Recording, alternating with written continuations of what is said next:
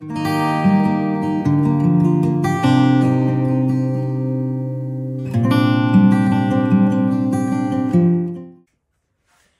tous, aujourd'hui on se retrouve pour le premier update lecture de ce mois d'avril 2025. Mois d'avril, compliqué en termes de lecture. J'ai fini de quoi boucler cette update lecture le dernier week-end d'avril. Voilà. C'est vous dire à quel point j'ai galéré à lire. Ça va être un petit mois. Et j'ai un deuxième update juste parce que dedans il y a une novella et une BD. Sinon j'aurais même pas de quoi vous faire un autre update. Parce que j'ai vraiment pas beaucoup lu. Alors c'est pas que j'avais pas du tout envie de lire, c'est pas que, que j'ai été overbookée non plus, mais un peu quand même, puisque j'ai eu ma première dédicace de l'année, j'ai eu mon premier salon, j'ai été malade, j'ai été opérée, j'ai assez mal vécu l'opération. Rien de grave, pas d'inquiétude, hein, mais voilà, je l'ai pas hyper bien vécu et j'ai fait déclencher une crise d'endométriose dans la foulée. Donc bref, un mois qualitatif, on peut le dire. Et du coup, voilà, j'ai un peu laissé traîner certaines choses parce que je pense que j'étais un peu dans la préoccupation de faut que je prépare le salon, faut que le week-end j'allais dédicacer, et mine de rien c'est fatigant, donc voilà, je pense que ça a été un ensemble de petites choses qui font que le mois d'avril aura été très pauvre en lecture. C'est le premier mois où je ne clôture pas mes challenges, où je ne tente même pas mes challenges. Voilà, c'était pas foufou quoi. J'ai acheté des livres, mais voilà, j'ai pas beaucoup écrit de livres et j'en ai pas beaucoup lu non plus. Donc prorata pourri, hein, qu'on se le dise. Bref, c'est parti pour le premier update lecture avec en premier lieu Deepwater, qui est le seul que j'aurai en version papier, puisque les deux autres, il y en a un que j'ai prêté, il y en a un que j'ai déjà rendu. Voilà, mais on en parlera le temps voulu. Pour l'instant, parlons de Deepwater de Sarah Epstein, publié chez les livres de poche, et il me semble qu'il est chez Bayard en grand format. S'il existe toujours en grand format, mais il n'y a pas de raison. Dans ce roman, on va suivre un groupe de copains d'enfance, des amis d'enfance qui se connaissent depuis toujours. Ils ont grandi dans la même petite ville, le même petit bled un peu paumé en Australie, donc forcément ça rapproche. Même s'ils n'ont pas tous le même âge, ils ont un peu grandi ensemble et ils traînent plus ou moins les uns avec les autres. Seulement voilà, Henri, 13 ans, qui était le plus jeune de la bande, un soir de tempête a disparu. Son vélo a été retrouvé à la gare et depuis on n'a plus jamais entendu parler de lui. Évidemment, le fait que son vélo ait été retrouvé à la gare, on pense forcément à une fugue, surtout quand on connaît la vie un peu mouvementée qu'il a, avec une mère alcoolique et légèrement violente sur les bords. Voilà, on peut imaginer que potentiellement il est fugué, notamment peut-être pour aller retrouver son père qui est parti du jour au lendemain. Peut-être, je dis ça comme ça. Et, en tout cas c'est une des théories qui plane, hein. Je dis pas ça, je ne dis pas vraiment ça comme ça. On va donc suivre Chloé qui, 3 mois après, essaye à tout prix de remettre la main sur le petit Henri qu'elle considérait vraiment comme son petit frère de cœur. Et ça va l'obliger un petit peu à foutre le nez dans les affaires des autres et de ses fameux amis d'enfance. Est-ce qu'on les connaît vraiment, ces amis d'enfance? C'est un peu la grande question. On va donc suivre le récit en parallèle de Chloé, donc dans le présent, qui essaye de comprendre ce qui s'est passé parce qu'elle n'arrive pas à croire à cette théorie de la fugue. Pour elle, elle était suffisamment proche d'Henri pour qu'il lui en ait parlé si jamais il était parti. Accessoirement, elle est pleine de culpabilité parce que le soir de la tempête, ils se sont disputés et elle espère vraiment le retrouver et pouvoir faire la paix avec lui. Et voilà, elle a besoin de savoir où est-ce qu'il est et de savoir aussi, je pense que c'est pas de sa faute s'il est parti. En parallèle, donc, comme je vous le disais, on va suivre aussi Mason, qui lui est le frère d'Henri.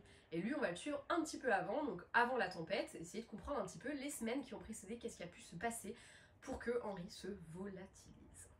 Ouais, j'ai pris un petit peu le truc à Max Case parce que je fais que de regarder ses vidéos en ce moment, alors forcément, voilà, j'ai eu un peu envie. Bref, c'est pas du tout le sujet. Je pense que je suis un peu fatiguée, plus que ce que je veux bien laisser paraître, et je fais un peu de nawak. Voilà, désolé. Et bah écoutez, j'ai beaucoup aimé ce livre. Voilà, j'avais lu Stalker de l'autrice que j'avais vraiment aimé, qui m'avait vraiment glacé le sang, genre vraiment Prom Dog. Je vais avoir 30 ans. On s'en rapprochera d'ailleurs de plus en plus au moment où cette vidéo sortira. Et honnêtement, il m'a fait flipper, de Stalker. Celui-là, à l'inverse, il m'a un peu brisé le cœur. Le personnage d'Henri, celui de Mason m'ont énormément touché. L'histoire avec leur mère, la façon dont au quotidien c'est pénible, ça m'a énormément touchée, pour ne pas dire littéralement bouleversée. Et honnêtement, j'ai fini le livre, j'avais la boule au ventre, j'avais des larmes dans les yeux, j'étais vraiment bouleversée par cette histoire. Pas forcément pour son déroulement de manière générale, mais vraiment plus pour ce que ça racontait fondamentalement, et ces enfants là un peu abandonnés du système, avec une mère qui est pas du tout autonome et qui fait de la merde en continu, qui fait du mal à ses gamins. Ça m'a bouleversée, ça m'a énormément touchée. Et j'ai passé un très bon moment de lecture, mais un moment qui était parfois dur. Il y a vraiment des moments où notamment quand on voyait les témoignages un peu de Mason. Ouais, je vais pas vous cacher, ça me faisait vraiment de la peine, il m'a vraiment fait de la peine, et Henri tout pareil d'ailleurs. Donc forcément, c'est pas un récit qui est facile à lire, voilà. D'ailleurs, c'est un récit qui est classé en jeunesse, mais c'est bien indiqué à partir de 16 ans. Et honnêtement, au vu du sujet, au vu de la façon dont c'est abordé, je trouve que c'est hyper important de ne pas le lire avant parce qu'en effet, il est vraiment dur.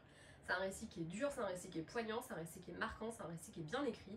Il est hyper addictif, les chapitres se lisent tout seuls en plus de ça, les personnages sont hyper cohérents, hyper bien écrits.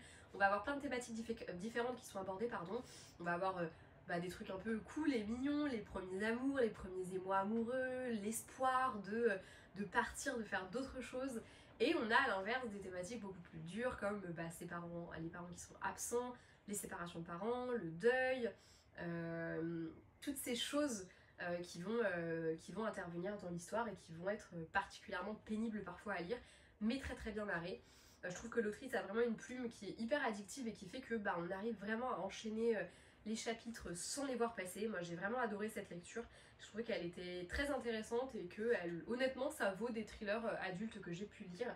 Je trouve que ce que j'aime beaucoup dans les thrillers young adultes, c'est que généralement il y a un petit peu une petite touche de douceur qui vient se rajouter avec soit une histoire d'amour, soit une histoire d'amitié, soit ce genre de choses. Et pourtant il arrive à être particulièrement difficile à lire dans certains moments, particulièrement dur avec des personnages qui souffrent.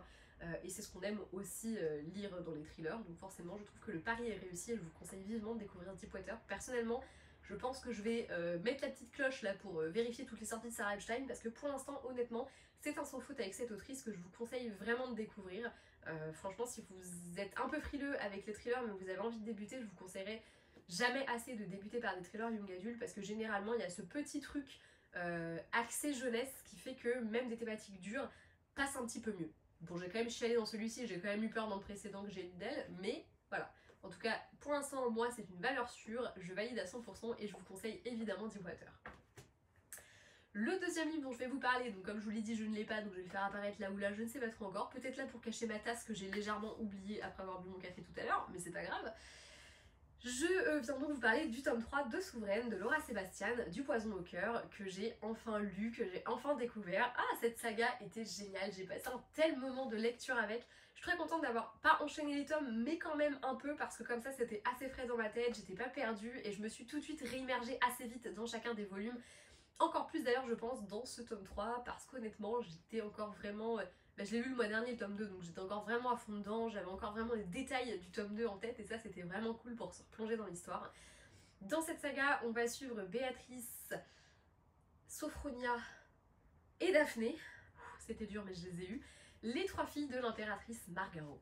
Margaro, elle a toujours eu en tête une unique chose, elle veut gouverner tous les royaumes alentours. Et pour ça, elle a élevé ses filles comme des parfaites épouses, mais pas que. Ce sont les espionnes idéales, les meurtrières parfaites, bref, elle les a élevées pour les envoyer épouser les trois princes ou rois des royaumes voisins, et évidemment trouver un moyen pour s'accaparer ces fameux royaumes. On va donc suivre chacune des sœurs à partir du tome 1 où elles vont du coup être séparées pour aller épouser les fameux princes à qui elles sont promises. Et on va suivre leurs aventures. Voilà, je n'en dirai pas plus parce qu'il est hors de question que je vous spoil, mais cette saga est franchement vraiment très très bien écrite. Le bémol que j'aurais sur ce tome là, c'est que je trouve qu'il y a un petit côté... Disons que la fin, je l'aurais pas faite comme ça, mais je veux pas vous spoil non plus, donc je veux pas risquer de dire des choses un peu trop obvious pour que vous compreniez. Mais voilà, disons que la fin, j'aurais peut-être préféré un truc un peu moins... un peu plus... Je trouve qu'il y a des détails qui étaient peut-être un petit peu trop faciles, on va dire, et j'aurais peut-être aimé qu'elle aille chercher ailleurs, l'autrice. Voilà. J'en dis trop sans trop en dire. Disons que je trouve qu'elle a choisi des facilités dans la narration qui m'ont un peu... pas dérangée, mais m'ont un peu fait chier. Voilà, je pense que j'aurais aimé autre chose. Si vous l'avez lu, vous verrez peut-être, et n'hésitez pas à venir m'en parler d'ailleurs dans les commentaires en indiquant bien qu'il y aura du spoil dans les commentaires. Que quelqu'un en allant les lire ne se spoile pas, ou à m'envoyer directement en DM, c'est peut-être mieux comme ça. Mais voilà, c'est le seul bémol que j'aurais sur cette saga, parce que sinon ce troisième tome est à la hauteur des précédents. On va avoir de l'action, on va retrouver des personnages qu'on adore et qu'on a appris à adorer et à découvrir au fur et à mesure de la saga. On va s'attacher encore plus à eux, on va avoir des histoires qu'on voit venir depuis un moment et qui vont enfin aboutir, et ça franchement, alléluia mes frères. Non vraiment j'ai passé un très très bon moment de lecture, j'ai vraiment... j'ai mis du temps à me replonger dedans, mais bah, comme pour les autres tomes en fait, ça m'a toujours fait ça. Il y a eu un moment au début où j'ai du mal à me remettre dedans ou à me mettre dedans pour le tome 1. Et puis à partir du moment où je suis dedans, je ne peux plus le lâcher, j'ai besoin de connaître la fin et les chapitres s'enchaînent et l'action s'enchaîne, les événements s'enchaînent et j'ai trouvé que c'était vraiment cool. Encore une fois, on a plein de rebondissements. On est jamais... Enfin, en fait, l'autrice est jamais totalement là où on l'attend et c'est ça que j'aime vraiment beaucoup avec elle. Et c'est pour ça d'ailleurs que j'ai trouvé aussi dommage cette espèce de fin qui, moi, je veux pas dire qu'elle m'a déplu, mais j'aurais peut-être aimé autre chose et du coup un peu déçue de ce côté-là. Malgré tout, j'ai passé un très très bon moment. C'est une saga avec des personnages qui sont hyper différents parce que ce soit Sophronia, Daphné et Béatrice et les autres personnages autour, ils sont tous hyper différents. On va vraiment voir différentes psychologies, des évolutions qui sont hyper intéressantes. Je pense notamment là dans ce dernier tome au personnage de Léopold qui a énormément évolué et franchement c'est hyper intéressant de le voir changer à ce point-là.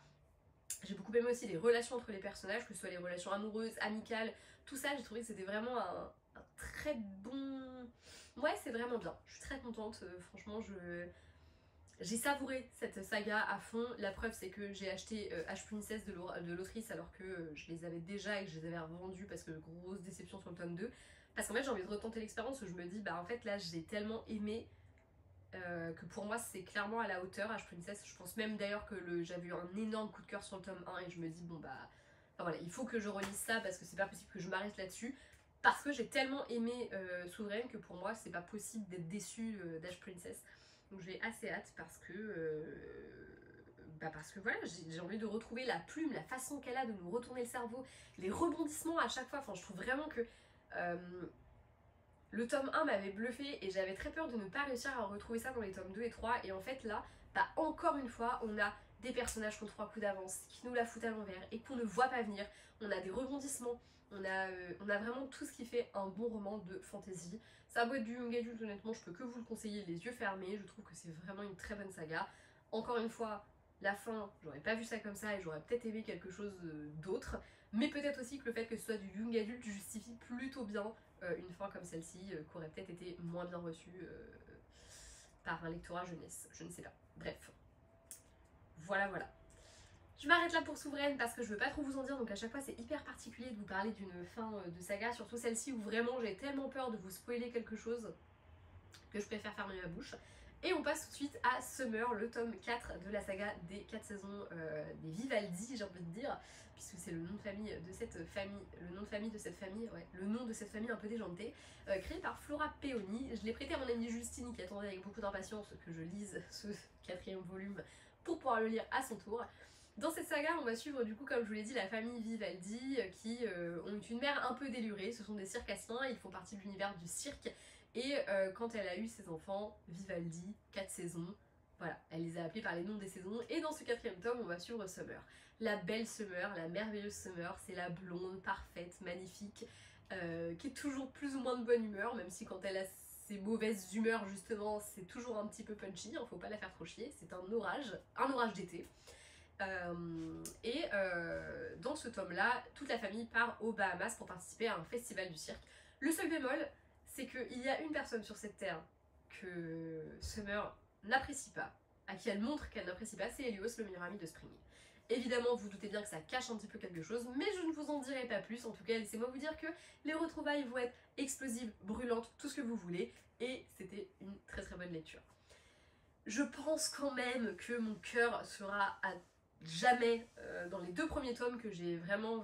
Enfin, le premier tome est poignant pour plein de raisons et du coup voilà, il a mon cœur d'une manière particulière. Et le 2e tome, l'héroïne souffre d'endométriose, donc forcément moi ça m'a énormément parlé, j'ai trouvé que c'était hyper bien décrit, donc forcément voilà.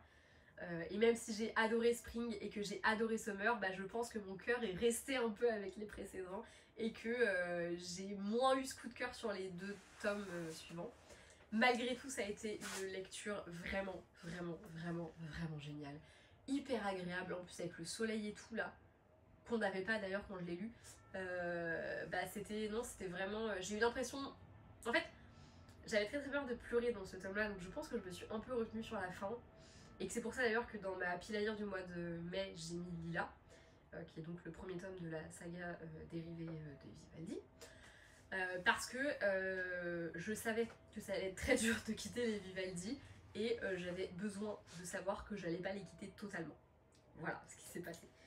Et j'ai réussi à ne pas pleurer, j'en suis la première étonnée parce que vous le savez maintenant, mais je suis une grosse chialeuse invétérée. Mais j'ai réussi à ne pas pleurer parce que je pense que, bah, je sais pas, j'ai trouvé cette fin parfaite et en même temps c'est une ouverture vers la suite de la saga et quand tu sais qu'il y en a une, bah tu te dis allez, ça continue. J'ai trouvé que c'était une très belle histoire, on est bah, encore une fois sur... Enfin encore une fois non, on est sur un Enemies to Lovers, on est sur un Brother Best Friend, on est sur tout ça et j'ai trouvé que c'était vraiment très très cool. Le personnage de Summer, c'est probablement celui que je trouvais le... Ah quoique Spring est pas mal non plus, mais... C'était... en fait c'est peut-être ça, c'est que je trouve que... je trouve que Autumn et Winter étaient peut-être un peu plus sombres comme personnages, un peu moins accessibles que Spring et Summer qui sont beaucoup plus... comme leur saison, ils sont ensoleillés, c'est... Voilà, ils ont moins de choses à cacher et en fait en chacun j'ai découvert complètement... j'ai complètement redécouvert les personnages et c'est ce que j'ai autant aimé parce que Summer pour moi c'était un peu la blonde superficielle, même si bon, je me doutais bien qu'il y avait autre chose derrière tout ça. J'ai vraiment adoré la façon dont elle perçoit les choses, la façon dont... Enfin tout ce qu'elle dégageait m'a énormément, mais vraiment énormément touchée. C'est un personnage qui est beaucoup plus que ce qu'il paraît et j'ai trouvé qu'elle était hyper bien construite. Le personnage d'Helios également. Je trouve qu'il y a des partis pris de l'autrice qui sont encore une fois une réussite. Je trouve qu'elle a une façon de dépeindre des choses, des événements, des situations, des personnages de la parfaite manière et ça fonctionne très très bien. Donc franchement, ouais, non, chapeau à Flora, ça match de ouf. Retrouver les Vivaldi une dernière fois, tous ensemble, réunis, c'était vraiment cool. Les problématiques de Summer étaient hyper touchantes. Moi, elle m'a vraiment, franchement, elle m'a vraiment beaucoup touchée. Et elle a une sensiblerie, une façon de... qui ouais, m'a beaucoup plu. Je pense aussi malheureusement que le livre a un peu souffert de... pas ma panne de lecture, parce que je dis pas en panne de lecture, c'était plus que je prenais pas le temps de lire, mais du coup je l'ai lu en 10 jours. C'est énorme, en tout cas moi je trouve que c'est énorme, et je pense que malheureusement le livre a un peu souffert de ça, parce que sur la fin, en fait, je pense que c'est ce qui fait aussi que j'ai pas chialé, c'est pas juste le fait, je vais les retrouver, c'est pas très grave, la fin est parfaite pour moi, donc voilà. En plus on a plusieurs épilogues et ça c'est cool, parce que ça permet quand même de boucler la boucle, certes. Mais comment dire, bah, le fait de l'avoir tenu pendant 10 plombes, j'avais envie que ça se termine. Voilà, j'avais hâte de terminer parce que je voulais passer à autre chose et du coup bah, je pense qu'il a un peu souffert de ça. Et c'est ce qui fait que peut-être c'est pas un coup de cœur, je ne sais pas. Mais si c'est pas un coup de cœur, ça reste une putain de bonne lecture. Et les deux premiers tomes sont des coups de cœur l'un et l'autre. Le tome 3, pareil, j'ai pas eu le coup de cœur, mais je crois que c'est pareil, j'avais mis du temps un petit peu à le lire celui-là. Et je pense que malheureusement, moi, quand un livre, je mets trop longtemps à le lire, bah des fois je passe à côté du coup de cœur alors que je pourrais être dedans. Et encore une fois, je pense vraiment que Autumn et Winter ont vraiment mis la barre très haute pour moi et du coup j'ai eu beaucoup de mal à aimer autant du coup je pense Spring et Summer qui sont extraordinaires aussi et que d'ailleurs j'ai mis de très bonnes notes aussi sur le livre addict, mais voilà. Mes deux préférés c'est Autumn et Winter, les deux que j'ai un peu moins aimés c'est Summer et Spring, mais ça reste de super bons tomes, je vous conseille vivement de découvrir cette saga. C'est une super saga qui traite super bien de plein de problématiques différentes, vraiment. Qui a des personnages qui sont très bien construits, c'est vraiment bien écrit, c'est à la fois drôle, triste, tendre, tout ça, ça réunit tout ce que j'aime en romance et voilà, je vous conseille vivement de découvrir la plume de Flora Peony de manière générale et notamment cette saga qui est juste formidable. Voilà. Maintenant que je vous ai bien vendu Flora, je vais vous abandonner, c'est la fin de cette vidéo, j'espère qu'elle vous aura plu, j'espère surtout vous avoir donné envie de découvrir ces romans qui ont été de très bonnes lectures pour moi. J'aurais aimé en faire beaucoup plus en ce mois d'avril, mais on se retrouve quand même la semaine prochaine pour le deuxième update lecture du mois. Jusque là je vous fais de très gros bisous, à bientôt, et puis jusque là lisez beaucoup. Ciao.